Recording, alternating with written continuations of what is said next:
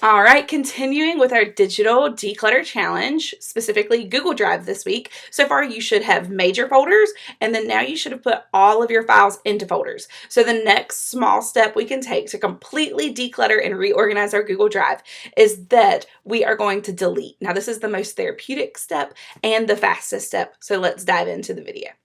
All right, peeps, we are back for day 3 of the declutter challenge. So far you should have made your folders. You should have moved all of your files into folders. And then today we are going to do something that is so therapeutic for me. We are going to delete. I either go through and you can, if you have a bunch, you can just drag like this, or you can go through and select them individually. Then you're going to hit Control or right click, and then you are going to click remove, and then they are gone. Now, the next thing I want you to do, if you have time, if that's all you have time to do is to do your general files, that's fine. But is to go into each of your folders and see if there are any files or folders that you know you're not going to use anymore that you can go ahead and delete to free up space and just have things be less cluttered.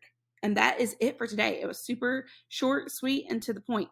And that is the whole goal of this challenge, is short, tiny little steps you can take every day, or sometimes catch up and do a couple during a day to get your entire digital life decluttered in the next month.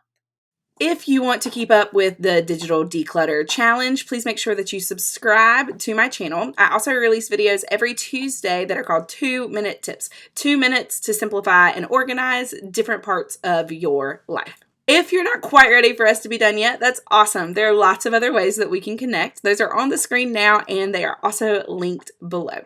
I really hope that you enjoyed this video and that you are learning a lot and that you are calming the chaos in your digital life. Cannot wait to see you for tomorrow when we talk about how to make subfolders. I'll see you guys later.